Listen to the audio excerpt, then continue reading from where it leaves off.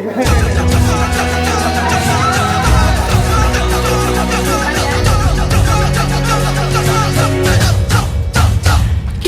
pelajar Pancasila, kita bernafas dalam sila-silanya. Kita pelajar Pancasila, ayo kita jaga untuk Indonesia. Kita pelajar Pancasila, kita bernafas dalam sila-silanya. Kita pelajar Pancasila, ayo kita jaga untuk Indonesia. Bangun dan bukalah matamu, saatnya meraih mimpimu. Arahkan pandangan ke depan, Tuhan kan menuntunmu. Sadarilah masa berganti, tantangan kan kita hadapi.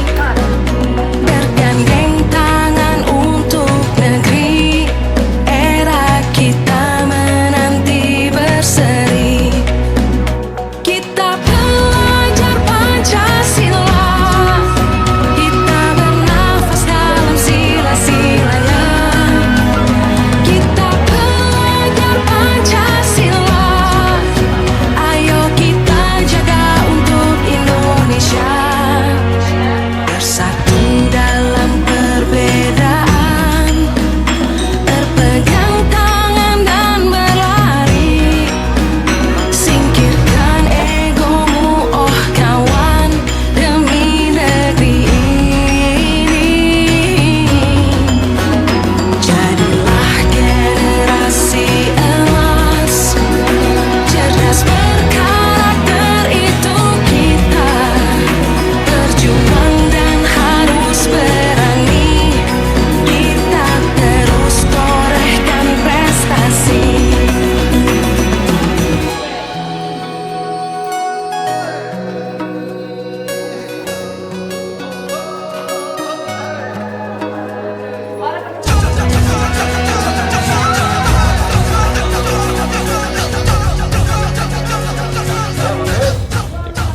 Kita Warahmatullahi wabarakatuh.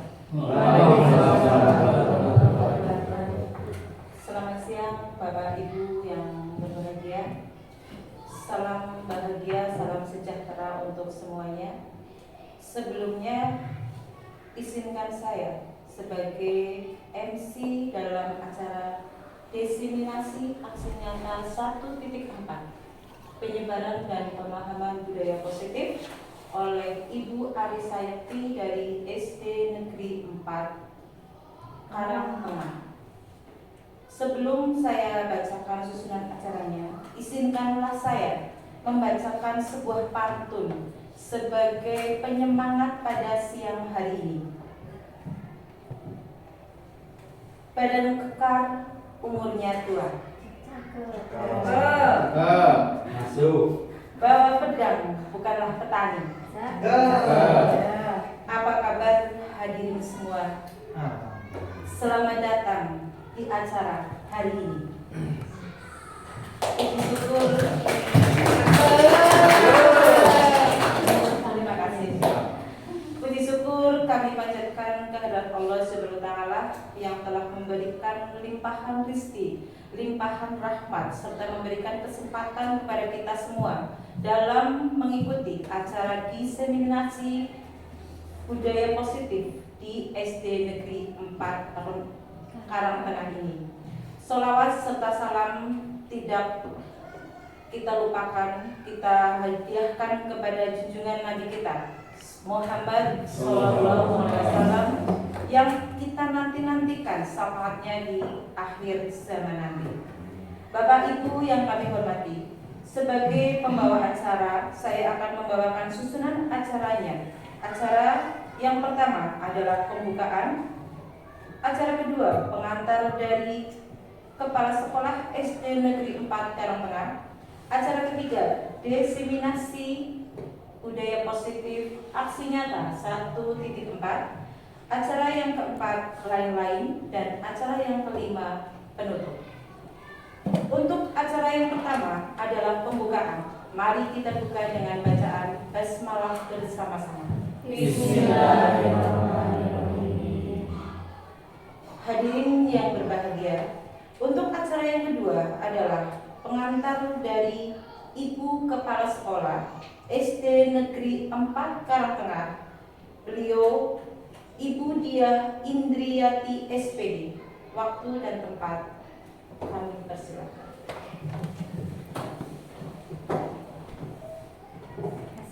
Assalamualaikum warahmatullahi wabarakatuh. Waalaikumsalam warahmatullahi wabarakatuh. Yang saya hormati Bapak Ibu Dewan Guru SD Negeri 4 Karangtengah.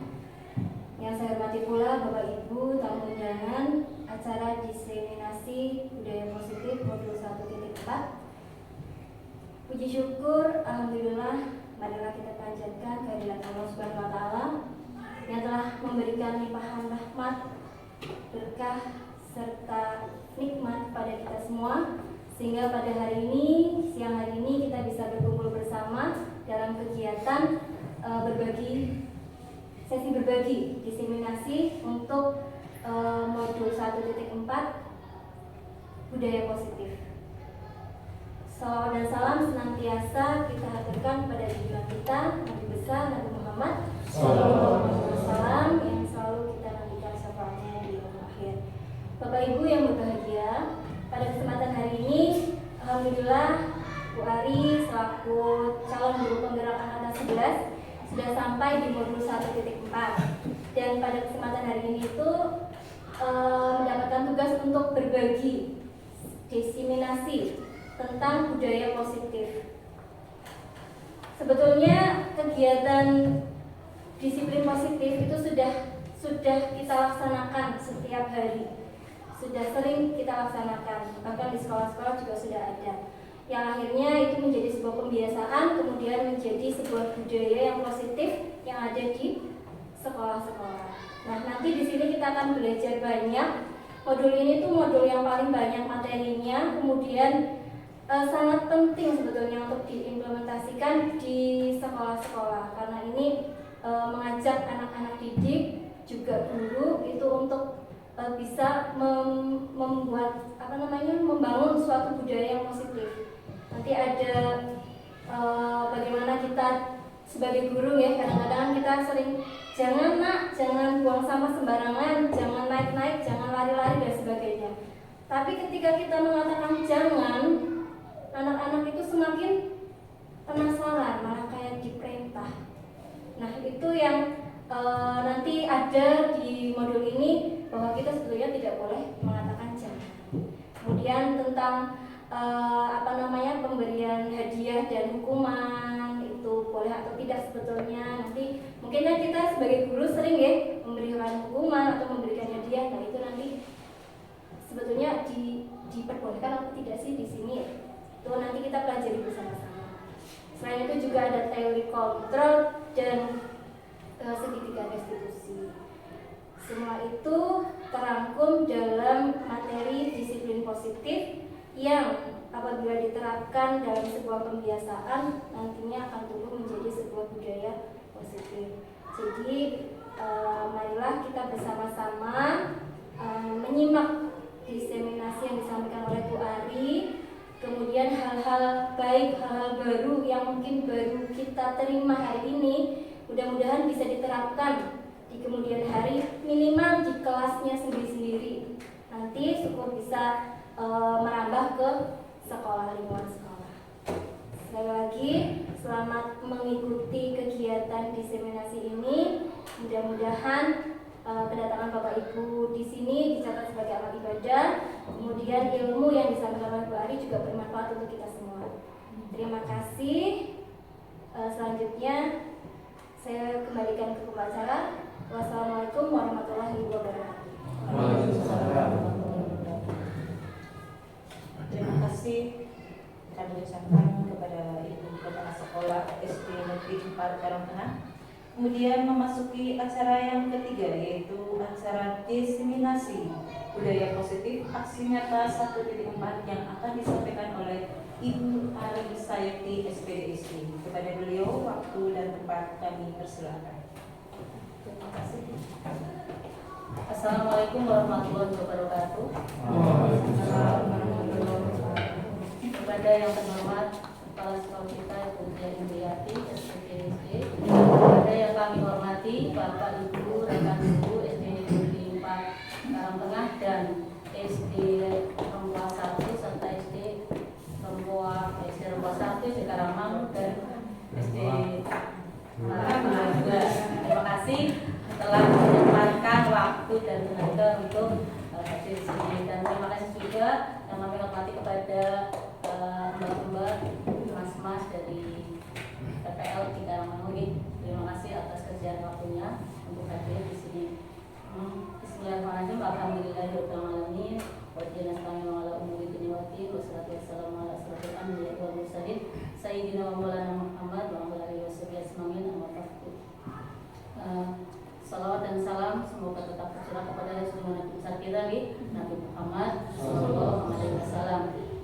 Izinkan saya Bapak Ibu untuk menyampaikan tentang aksi nyata modul 1.4 diseminasi budaya positif, penyebaran dan pemahaman penerapan budaya positif di SD Negeri 4 Karangtengah.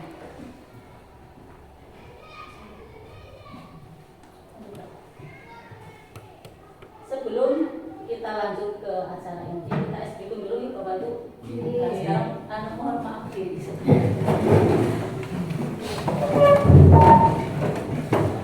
Bapak Ibu nanti mengikuti apa yang saya katakan.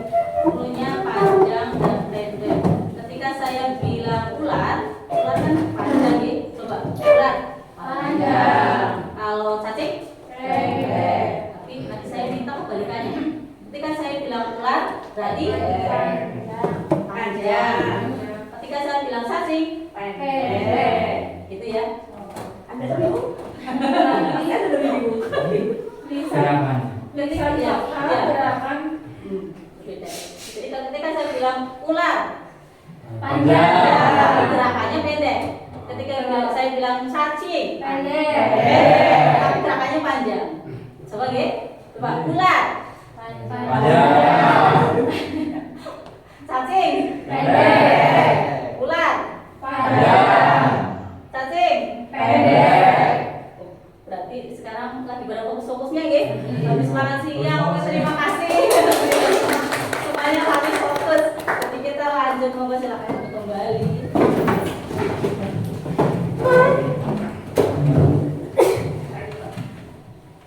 Untuk diskusi siang hari ini kita sepakatan kelas dulu nih, kesepakatan forum.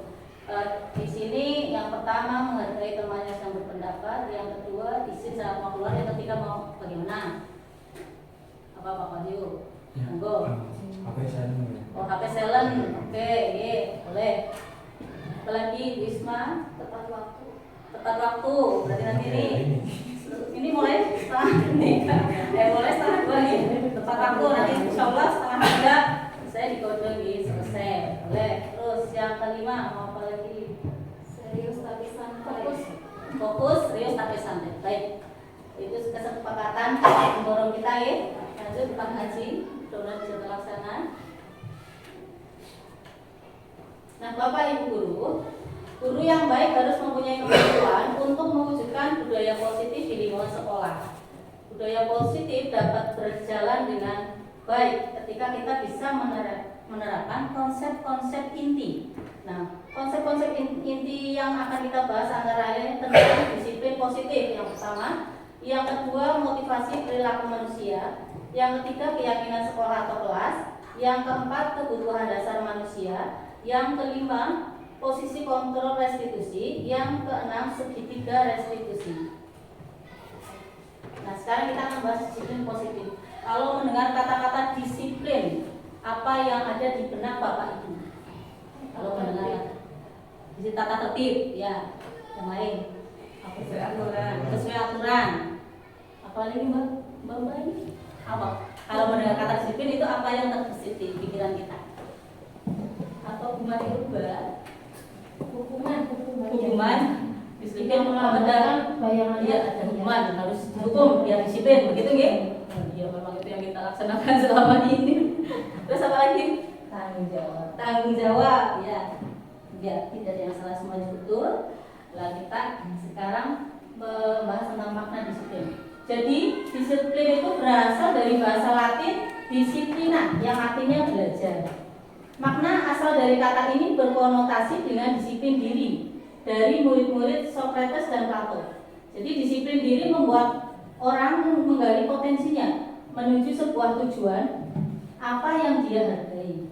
Namun dalam budaya kita, makna kata disiplin telah berubah menjadi sesuatu yang dilakukan seseorang pada orang lain untuk mendapatkan kepatuhan.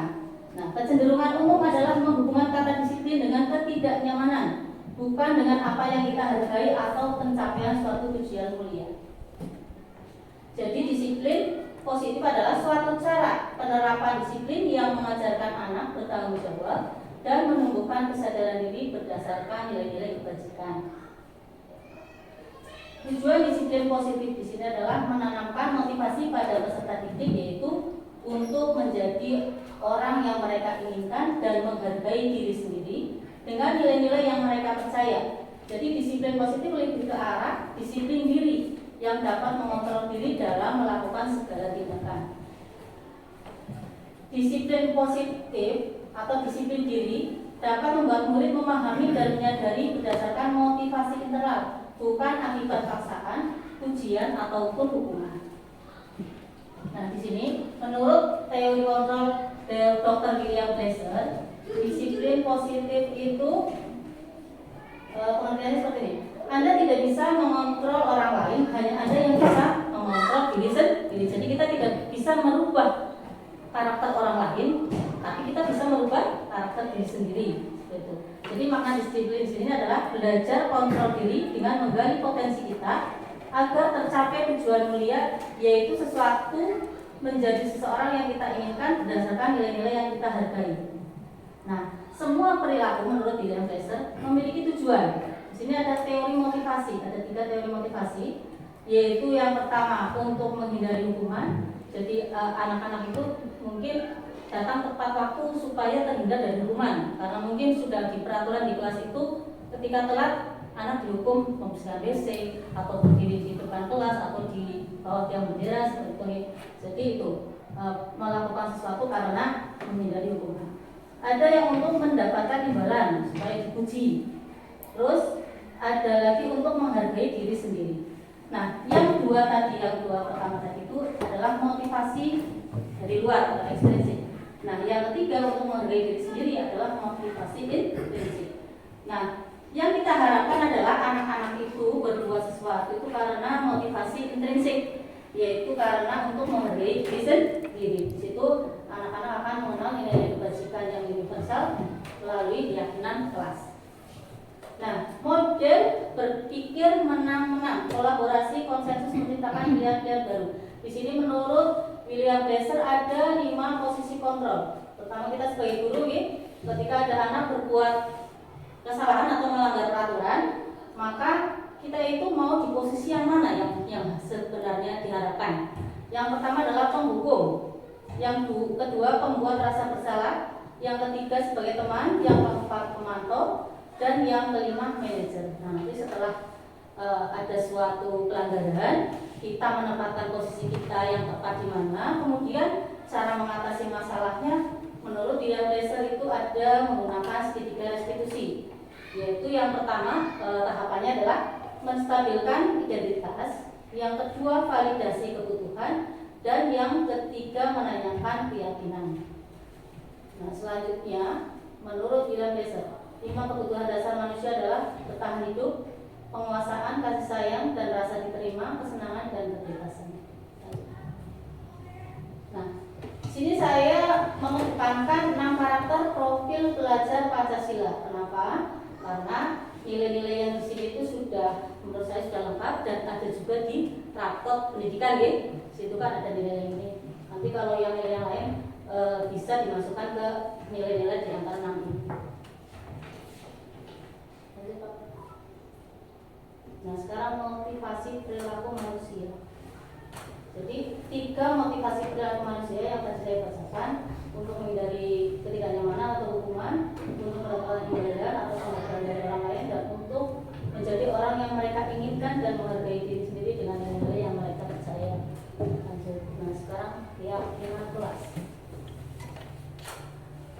Keyakinan kelas, kita bisa membuat keyakinan kelas ini untuk mewujudkan terbentuknya keyakinan sekolah atau keyakinan kelas yang menjadi kesepakatan kelas. Jadi untuk awal pelajaran, seperti kemarin ini kebetulan kita awal pelajaran, di awal pelajaran saya berusaha membuat keyakinan kelas bersama anak-anak. Tujuannya apa? Untuk membuat peraturan, tapi yang membuat kita bersama anak-anak. Jadi anak-anak itu lebih bertanggung jawab menurut saya kalau menyusun keyakinan kelas. Jadi awalnya anak-anak ditanya, anak-anak kalian itu mau kelas kita mau seperti apa? Ketika sedang pembelajaran kita pancing dengan pertanyaan-pertanyaan seperti itu. Jadi kita buat kelas kita senyaman mungkin dengan aturan-aturan yang dibuat oleh anak-anak. Setelah itu anak-anak kita bagikan kertas untuk menulis mimpi mereka tentang kelas kita seperti itu. Setelah dibagikan kertas ditulis mimpi-mimpinya, terus anak-anak disuruh nempel di papan tulis. Setelah semua mengisi, menempel, terus kita bersama anak-anak membuat kesepakatan. Kadang-kadang kan ada yang sama impian mereka gitu, itu jadikan satu. Terus nanti yang berbeda ditanyakan ini mau dijadikan kesepakatan apa tidak. Nah setelah itu, setelah menjadi kesepakatan kita pindah, bisa di kertas warna seperti ini, bisa dijadikan poster, terus di print, bisa juga seperti itu. Kemudian kita tanda tangani bersama anak-anak, contohnya seperti itu sudah saya tanda tangani dan menjadi keyakinan kelas kita. Jadi ternyata ketika kita sudah membuat keyakinan kelas, ketika ada anak-anak yang kadang-kadang lagi asik-asik pelajaran tinggal bentuk, langsung ada yang bermain sendiri dan bagaimana gitu ya. Nah hal-hal kecil itu kita panggil anak-anak, coba keyakinan kelas yang kita buat kemarin apa yang kamu telah langgar misalnya dari keyakinan itu seperti itu. Lanjut Pak. Keyakinan sekolah atau kelas berupa pernyataan-pernyataan universal yang mudah diingat dan dipahami dan harus diterapkan di lingkungan sekolah. Contoh seperti tidak membuat gaduh, pakai kata tidak, berarti tidak membuat gaduh di kelas misalnya, atau datang tepat waktu di sekolah atau di kelas, dan lain sebagainya. Nah, ini keyakinan kelas seperti ini, bisa saling menghormati dan menghargai, tidak membuat gaduh di kelas, mengerjakan tugas dari guru, menjaga kebersihan kelas, senyum, salam, sapa, sopan santun, menggunakan fasilitas sekolah dengan bijak. Itu hanya beberapa contoh keyakinan kelas. Nah sekarang kebutuhan dasar manusia. Kalau Bapak Ibu mendengar kata-kata kebutuhan dasar manusia, apa yang ada di pikiran Bapak Ibu? Kebutuhan dasar kita itu apa? Makan, betul, ya betul. Makan, jajan. Apalagi kasih sayang, ya, uang. Betul, kebutuhan dasar zaman sekarang harus ada uang. Terus apa lagi? Tempat tinggal lagi, betul ya. Seluruh tindakan manusia memiliki tujuan tertentu. Semua yang kita lakukan adalah usaha terbaik untuk mendapatkan apa yang kita inginkan. Jadi ketika seorang murid melakukan perbuatan yang bertentangan dengan nilai-nilai kebajikan, sebenarnya mereka itu sedang gagal memenuhi kebutuhan dasarnya. Itu nih Pak Bu. Nah, kebutuhan dasar manusia itu ada 5. Yang pertama bertahan hidup, yang kedua penguasaan, kasih sayang dan rasa diterima, kesenangan dan kebebasan. Nah, di sini ada kasus Ibu, contoh kasus. Ibu Dian, guru wali kelas 6 di SD Negeri 4 Karangtengah, sedang bingung menghadapi ulah salah satu murid di kelasnya, Alvin. Ya, beberapa anak di kelas 6 telah datang padanya dan mengeluhkan Alvin yang sering meminta bekal makan siang mereka dengan paksa. Direbut punya teman. Jika Anda menghadapi situasi seperti Ibu Dian, apa yang akan Anda lakukan? menurut Anda kira-kira apa alasan Alvin melakukan hal tersebut? Nah, jadi ketika kita menghadapi permasalahan, kita berarti harus menempatkan diri dulu. Nah, alasan Alvin yang pertama, jika ia lapar dan orang tuanya tidak membawakan bekal makan siang. Misalnya Alvin ditanya, kenapa sih kamu merebut makanan teman? Jawabannya, kok orang tuanya tidak membawakan bekal makan siang. Kan berarti dia kelaparan, deh. Berarti kebutuhan dasar yang sedang berusaha dipenuhi Alvin adalah kebutuhan dasar untuk bertahan hidup. Nah, jika alasan Alvin karena dia merasa senang temannya jadi memperhatikan dia, senang usil gitu ya, temannya kan akhirnya memperhatikan sambil berdetan tentunya kan. Nah, ketika temannya melaporkan tindakannya itu pada gurunya dan gurunya otomatis kan memberitahu kepada orang tuanya kan, gitu. Nah, setelah itu orang tuanya menjadi lebih perhatian kepada Alvin. Maka kebutuhan dasar yang sedang dipenuhi Alvin adalah kebutuhan dasar akan kasih sayang dan rasa diterima. Jika alasan Alvin adalah merasa hebat karena temannya jadi takut dengan dia, menuruti keinginannya, ya makanannya dikasihkan seperti itu misalnya, maka sebetulnya Alvin sedang berusaha memenuhi kebutuhan dasar, yaitu kekuasaan. Nah, alasan Alvin berikutnya, jika karena merasa bosan dengan bekal makanan yang dibawakan ibunya dari rumah itu saja, misalnya udah goreng terus itu kan bosan, hanya iseng punya teman diminta. Nah, dia sedang mencoba makanan teman-temannya yang beraneka ragam, maka Alvin sedang berusaha memenuhi kebutuhannya akan kebebasan. Jika alasannya karena ia melakukan ini karena iseng dan dia menikmati ekspresi wajah teman-temannya yang kesal, maka dia sedang memenuhi kebutuhan dasarnya akan kesenangan. Nah, setelah kita menghadapi tadi masalah-masalah atau pelanggaran-pelanggaran, maka kita harus tahu posisi kontrol dalam restitusi kita itu sebenarnya langkah yang betul itu menjadi yang bagaimana. Nah, di sini ketika kita menempatkan diri sebagai penghukum, yaitu hanya dengan menghardik, menunjuk-nunjuk Alvin misalnya marah-marah, berarti kita menempatkan diri sebagai penghukum. Hasilnya anak-anak hanya akan memberontak, menyalahkan diri sendiri dan akhirnya bisa berbohong. Jika kita menjadi pembuat rasa bersalah, hasilnya pun akan anak-anak cenderung akan menyembunyikan atau berbohong juga. Seperti itu. Kalau kita menempatkan diri sebagai teman dengan membuat alasan-alasan untuk muridnya, maka murid itu akan ketergantungan dengan kita. Nah, jika kita menempatkan diri sebagai pemantau dan dengan bertanya tentang aturan-aturan yang tadi sudah dibuat, maka anak-anak akan menyesuaikan diri hanya bila diawasi. Tapi ketika nanti tidak diawasi, dia akan melanggar lagi. Nah, jika kita menempatkan diri sebagai manajer dengan mengajukan pertanyaan-pertanyaan apa yang keyakinan yang kita sudah buat tadi, nah maka dengan penguatan-penguatan kepribadiannya, maka murid akan meletakkan dirinya sebagai individu yang positif dalam dunia yang berkualitas. Jadi menurut Bapak Ibu, posisi yang paling tepat itu sebagai apa? Sebagai manajer. Ya, betul sekali. Kita menempatkan posisi kita sebagai manajer. Nah, tadi kalau kita rangkum 5 posisi kontrolnya adalah guru sebagai penghukum. Biasanya cara bertanya kepada anak-anak itu nada suaranya tinggi, bahkan kadang kita marah kan. Terus bahasa tubuhnya mata melotot, jari-jari nunjuk-nunjuk, menghardik seperti itu. Kayaknya pernah ibu. Kalau ada anak-anak otomatis emosi kita naik ya Bu ya. Seperti itu. Terus ketika guru menempatkan diri sebagai pembuat rasa bersalah, nada suaranya membawa halus, sedih, tapi bahasa tubuhnya ya merapat kepada anak lesu seperti itu. Tapi tadi ada kurang baiknya ya.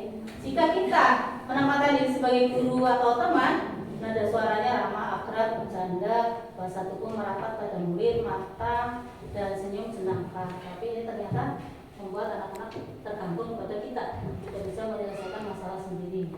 Kalau kita sebagai pemantau, ada suaranya data bahasa tubuh yang formal, itu biasa kita lakukan sebenarnya ini kalau kita ada anak yang membuat pelanggaran agak besar, biasanya kita tarik ke kantor dan kita sebenarnya sudah mempraktekkan 3 posisi ini, 5 posisi ini. Dan yang kelima, guru menempatkan diri sebagai manajer, nada suaranya tulus, bahasa tubuhnya tidak kaku, mendekat kepadamu. Seperti itu. Jadi di antara kelima posisi kontrol tersebut, sebaiknya guru berada di posisi sebagai manajer. Sebagai manajer, guru dapat berbuat sesuatu bersama murid, mempersilahkan murid untuk bertanggung jawab, dan mendukung murid agar dapat menemukan solusi. Nah, ke segitiga restitusi lainnya adalah tahapan-tahapan untuk menghadapi anak-anak yang melanggar peraturan atau berbuat kesalahan. Tahapan yang pertama adalah menstabilkan identitas. Tahapan yang kedua, validasi tindakan yang salah. Dan tahapan yang ketiga, menanyakan keyakinan. Nah, jadi di sini ada segitiga restitusi ini. Kamu tentu punya alasan mengapa melakukan itu dan selanjutnya.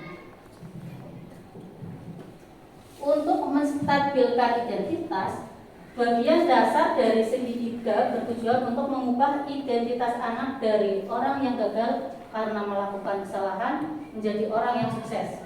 Anak yang melanggar peraturan karena sedang mencari perhatian adalah anak yang sedang mengalami kegagalan. Nah, dalam tahap menstabilkan identitas kita bisa menggunakan kata-kata seperti ini, Bapak Ibu. Ketika kita menunjukkan anak, kita panggil ke kantor. Kalau bisa itu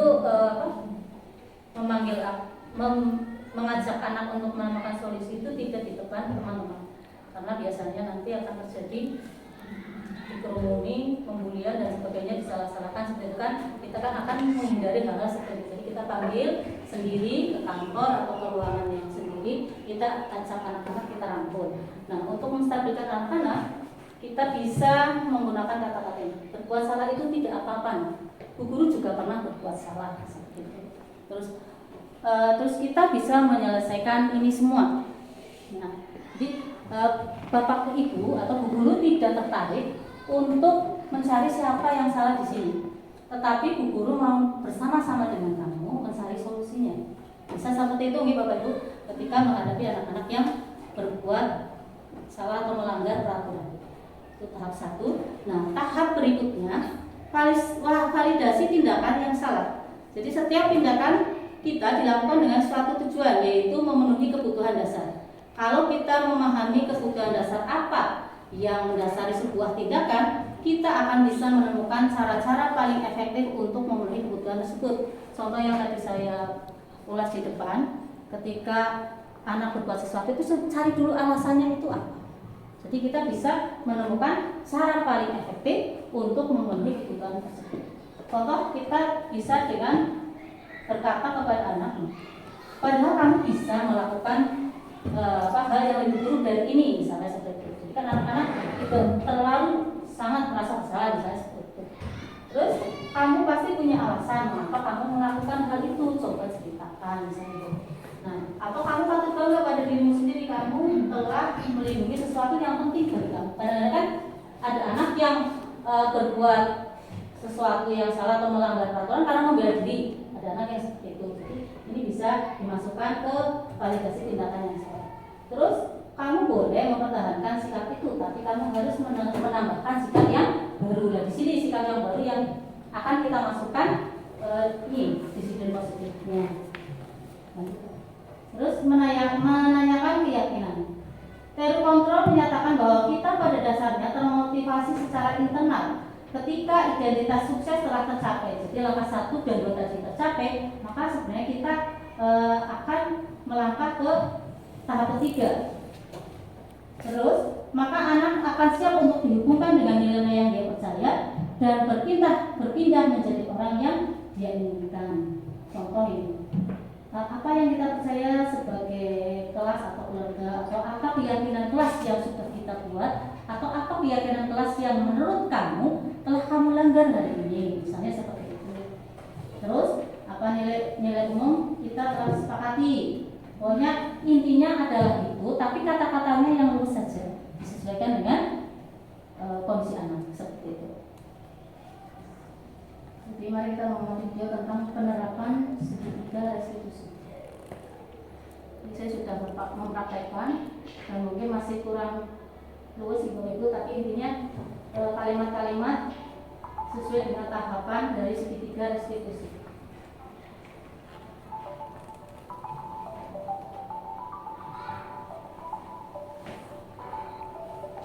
Di sini ada dua anak melanggar peraturan.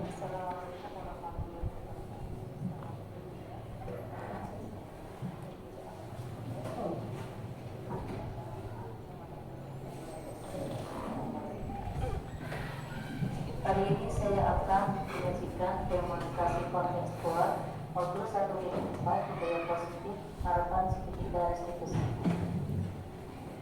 Menurut dosen, restitusi adalah proses menciptakan kondisi bagi murid untuk memperbaiki kesalahan mereka sehingga mereka bisa kembali kepada kelompok dengan karakter yang lebih kuat. Restitusi bukan untuk menebus kesalahan. Restitusi adalah sebuah tawaran dan bukan paksaan. Restitusi fokus pada mencari solusi.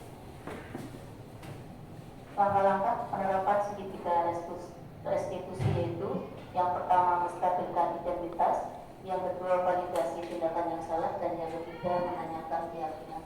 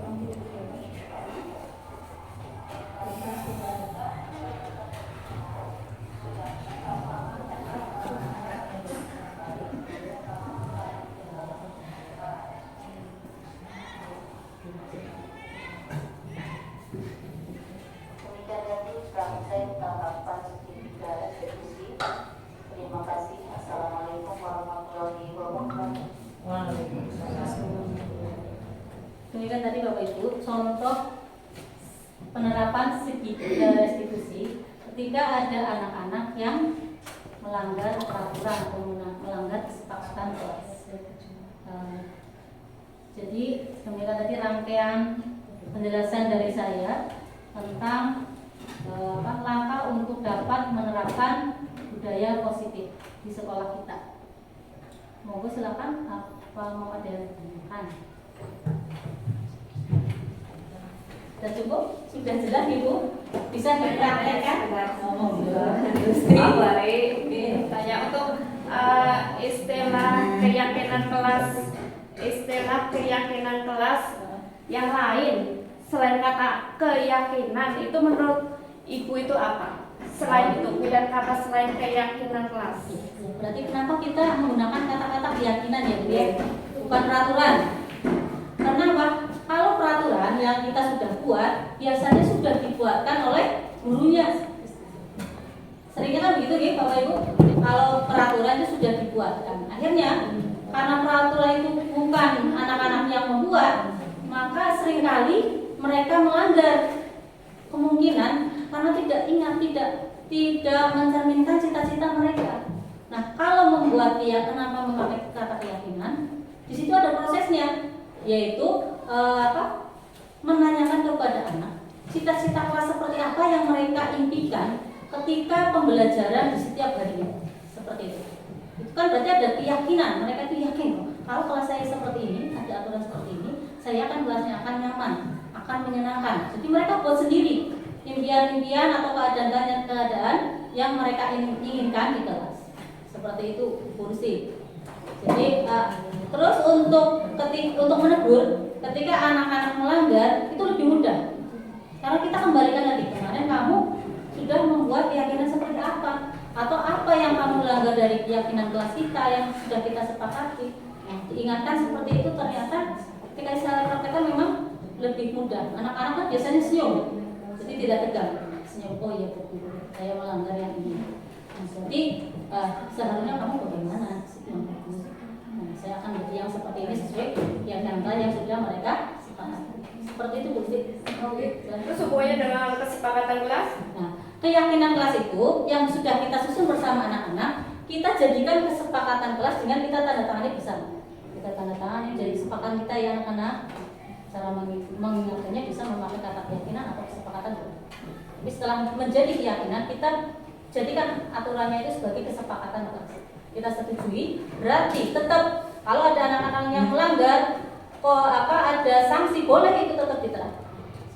Ya, tetap kalau itu sudah menjadi aturan kesepakatan, misalnya yang tidak yang terlambat mengerjakan tugas, sanksinya yang mengerjakan tugas tetap seperti itu. Tidak dihukum membersihkan WC. Nah, kita ganti dengan hal-hal yang lebih positif, yang lebih bermanfaat bagi anak-anak kita seperti itu. Terus untuk penggunaan redaksinya itu boleh menggunakan kalimat negatif.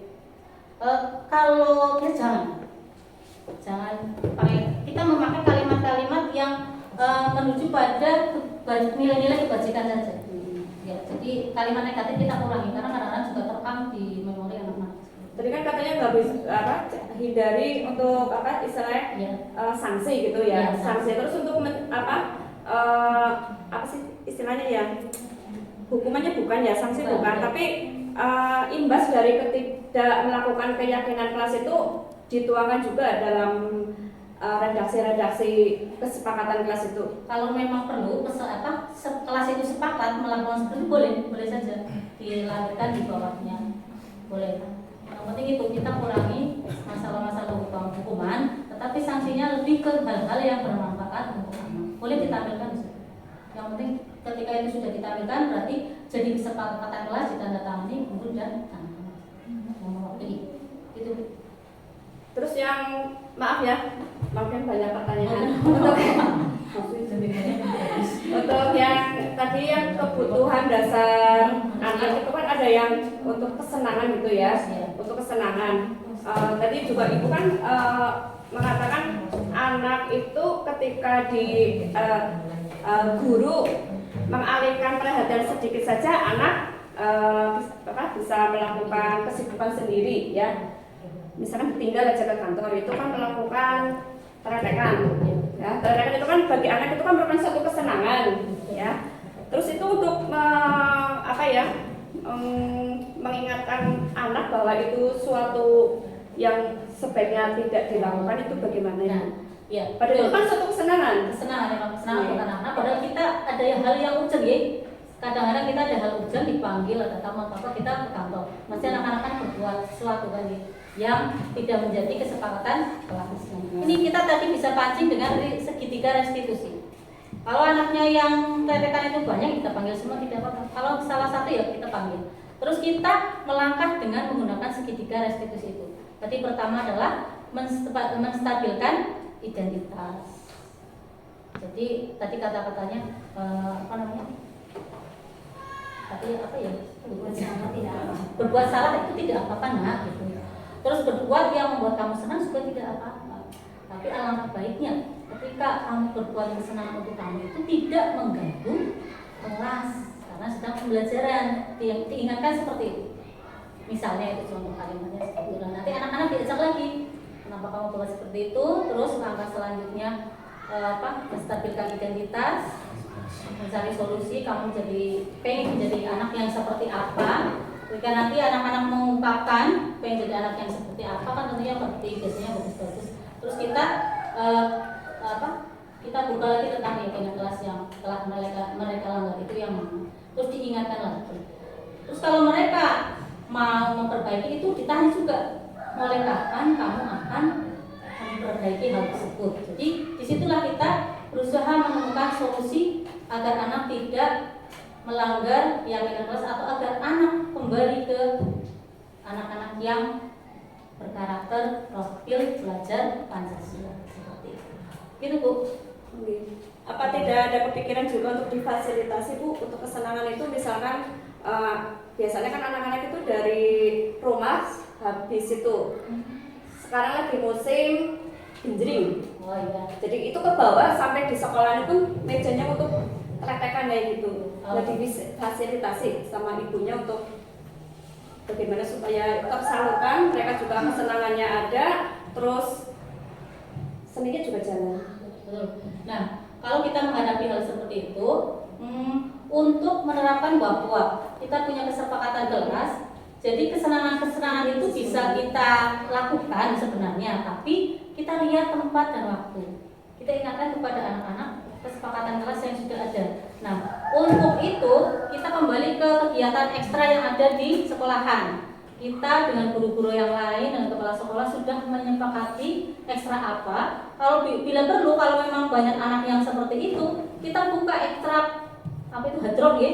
Nah, untuk menyalurkan bakat-bakat mereka. Setelah mereka mungkin di pengajian kurang puas mungkin latihannya, kita bisa buka ekstra kurikuler tentang hadron. Seperti itu mungkin. Oke, terima kasih Bu Ari. Terima kasih Bu Lusti pertanyaannya. Terus untuk yang lain Bu, kita Izin masuk. Terima kasih sebelumnya. Izinkan saya memperkenalkan diri terlebih dahulu. Saya jurnalis KPN Ardini, mahasiswa PPL.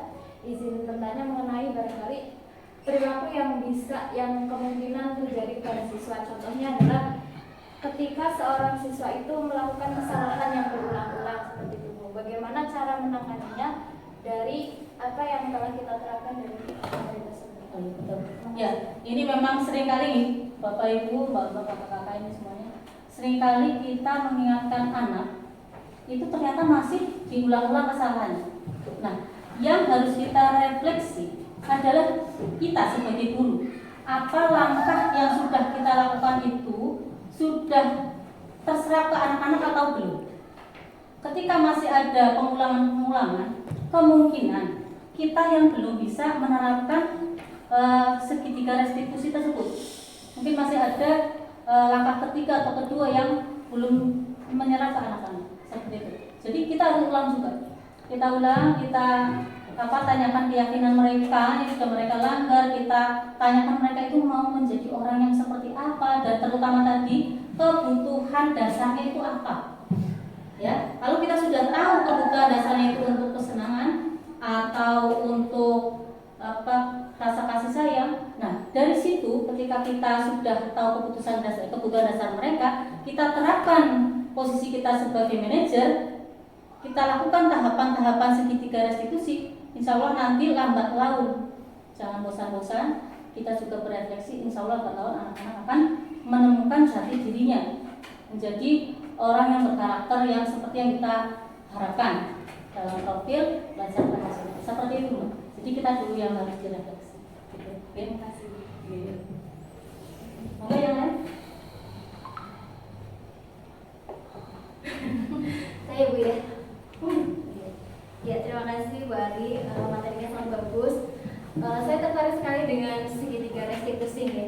Segitiga restitusi itu kan intinya kalau ada anak salah, kita jangan kamu salah gitu kan gitu. Kita harus menanyakan dulu alasannya kenapa, kemudian apa yang akan kamu lakukan kemudian untuk memperbaiki kesalahan kamu dan sebagainya dan sebagainya. Saya pernah praktek ke kelas 2.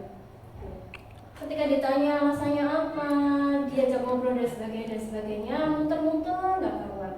Nah, pertanyaan saya, apakah segitiga restitusi itu bisa diterapkan mulai dari kelas 1 sampai kelas 6 ataukah untuk usia berapa tahun ini? Terima kasih ya. Baik Bu, pertanyaannya bagus sekali. Jadi segitiga restitusi itu bisa diterapkan ke anak-anak kelas rendah maupun kelas tinggi, ataupun ke anak-anak kita di rumah bisa Bu, kita terapkan. Ya memang sih kalau di rumah biasanya semua kita yang itu dulu ya, anak-anak berdua langsung. Tapi itu ketika mengingat ini materi-materi yang tadi saya sampaikan, kita ingat dulu, kita tarik nafas dulu, ingat posisi kita sebagai manajer dulu, mungkin sambil menenangkan diri, dan akhirnya kita bisa melakukan tahapan ke anak-anak kita. Jadi bisa Bu, kita terapkan ke anak-anak kelas 1 tentu dengan bahasa yang berbeda. Ketika anak-anak kelas 1 ya dirangkul, diajak duduk, dipupuk, kelas tinggi saja anak-anak kalau menghadapi masalah dipegang guru langsung nangis. Karena mungkin dalam benak mereka, saya mau dihukum seperti itu. Karena yang sudah kan kita, kalau ada yang anak yang salah kita hukum gitu. Jadi kemarin saya tidak sengaja ada anak yang nangis karena megangin jalan, ada yang anak yang mau jajan dipegangi kelas 6 karena mungkin rasa jajan gitu. Nggak boleh lewatin, anaknya nangis. Ketika anaknya dipegang sama saya, ada apa gitu, itu sudah nangis dulu. Nah itu juga kita juga harus sabar. Kita tenangkan diri dulu, tarik nafas, harus sabar. Walaupun mahaman dan ketat gitu ya, tapi kita harus kontrol diri dulu. Nah setelah itu alasannya apa kita tanya kan, kenapa melakukan itu. Nah terus kita jelaskan satu persatu bahwa itu jalan milik umum. Kalau tidak boleh jajan, nanti mau jajan di mana, mau kemana, lewat mana, jauh muter ke sana, itu juga melanggar keyakinan kelas yang sudah ada, saling menghargai dan menghormati, misalnya seperti itu. Jadi kita tetap mengingatkan keyakinan kelas apa yang telah mereka langgar, untuk mereka menyadari bahwa perbuatan mereka salah dan akhirnya mau berbuat yang benar menurut kesadarannya sendiri. Jadi seperti itu Ibu, bisa dari bawah. Mau siapa lagi? Izin bertanya Bu, mengapa poster keyakinan kelas sering diperjualbelikan online maupun offline? Menurut Ibu itu lebih membantu atau bagaimana? Ya sebenarnya tidak ada yang salah membeli. Tapi kalau kita sudah tahu langkah-langkah seperti ini kok membeli, itu yang keliru. Bapak Ibu kita tahu. Jadi keyakinan kelas itu kita buat bersama anak-anak. Ya, kecuali setelah kita buat dengan anak-anak, kita buat poster, di print sendiri atau kita pesan, itu betul, boleh saja. Tapi kalau kita tidak melakukan tahapan keyakinan kelas tadi, prosesnya tidak bersama anak, langsung kita beli online misalnya, itu yang keliru. Berarti itu bukan keyakinan kelas karena tidak ada proses dengan anak. Seperti itu Mbak. Jadi harus kita proseskan. Oke. Moga yang lain. Terima kasih. Saya minta maaf Ibu ya. Pertama kasih masukan untuk kedepannya.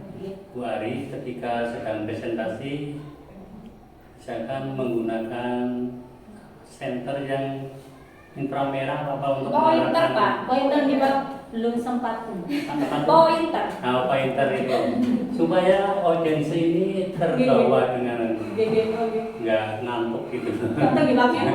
Cuma mendengarkan kata-kata yang mana yang dibaca gitu. Betul.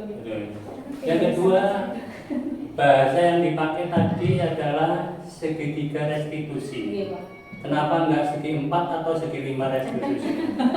Alasannya apa ini? Oke, Pak, matur nuwun. Ya, matur nuwun sangat Pak Soli masukannya. Gini nih, kemarin pas sudah praktek yang apa itu demonstrasi ini, saya kepikiran diingatkan teman beli pointer. Iya, tapi setelah itu ya lupa Pak, saking banyaknya tugas. Jadi saya tidak sempat pembahasan. Nah, untuk kenapa segitiga restitusi? Karena kita mempunyai 3 tahapan.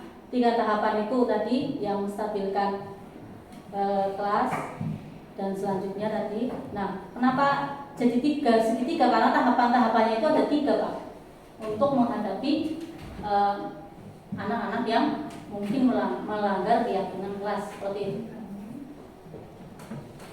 Teorinya seperti itu. Teorinya seperti itu. Dan Mungkin bisa kalau tadi William Besset, mungkin kalau ada 4 ini jadi segi 4 restitusi. Tapi sebenarnya ini kita mencoba dengan tiga langkah, ternyata lumayan efektif. Jadi kita menggunakan 3 langkah ini menjadi segitiga restitusi. Gitu, Pak. Kemungkinan ada Segi 4. Nanti kalau ada penelitian lagi, Pak. 2 arah saja gitu misalkan. Ya, kalau 2 arah kurang, Pak. Jadi belum sampai ke solusi, tapi baru ke apa? Kurang matang gitu. Ya, kurang matang. Kita baru menanyakan, kamu mau jadi seperti apa? Terus tidak dijawab nanti, Pak. Kan berarti tidak ada solusi. Jadi Tapi yang kalau 3 itu misalkan menggunakan segi 6 restitusi lebih matang lagi. lebih matang lagi nanti. Kita penelitian dulu, Pak. Terima kasih. Oke, matur nuwun sangat Pak Soli. Monggo, sudah nggih? Cukup nggih? Nah, demikian tadi Bapak Ibu langkah-langkah untuk mewujudkan nilai-nilai kebajikan yang ada di profil pelajar Pancasila untuk mewujudkan budaya positif yang kita harapkan bisa kita terapkan di kelas-kelas kita dan menjadi budaya positif di sekolah-sekolah kita, akhirnya di semua sekolah. Jadi insya Allah kita bisa melahirkan anak-anak yang berkarakter, berbudi pekerti luhur, tetapi juga cerdas. Seperti itu yang diharapkan. Terima kasih atas waktunya Bapak Ibu. Mohon maaf apabila dalam penyampaian saya banyak kekurangan. Sekali lagi mohon maaf. Terima kasih. Wassalamualaikum warahmatullahi wabarakatuh. Waalaikumsalam warahmatullahi wabarakatuh.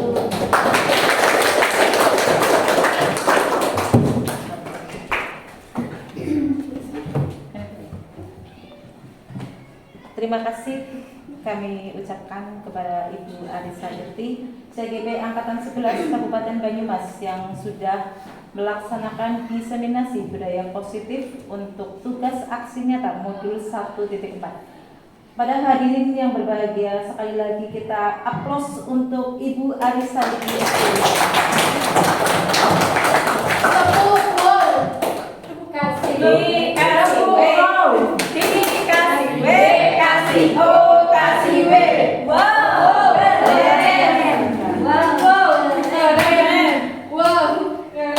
Terima kasih Bapak Ibu yang berbahagia atas semangatnya, atas motivasinya, dan kepada Ibu Arisa Irti selamat sudah menyampaikan dengan begitu runtun, dengan begitu jelas dan mudah dipahami, serta audiens yang sangat aktif dalam berpartisipasi untuk suksesnya acara diseminasi pada siang hari ini.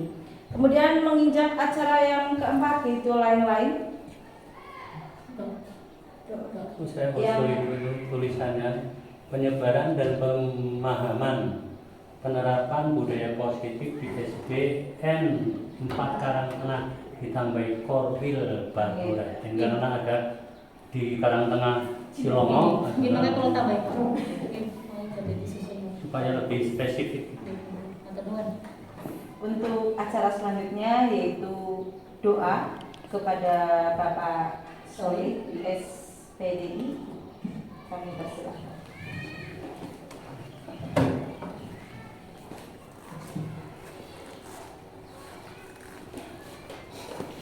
Assalamualaikum warahmatullahi wabarakatuh. Bapak Ibu sekalian, mari kita berdoa bersama untuk mengakhiri acara presentasi dari Bu Ari pada siang hari ini. A'udzubillahiminasyaitonirrajim. Bismillahirrahmanirrahim.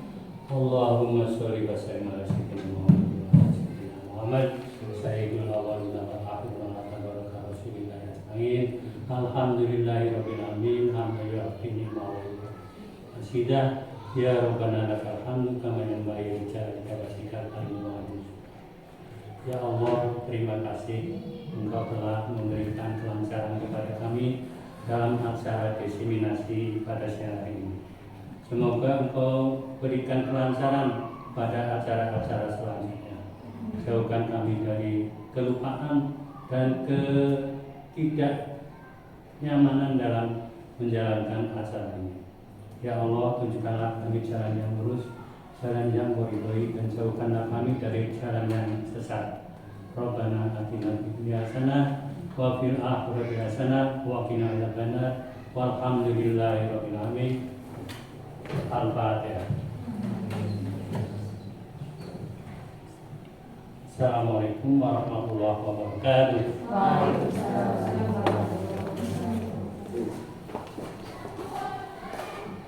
Terima kasih kepada Bapak Solih SPDI yang telah menuntun kita berdoa di penghujung acara hari ini.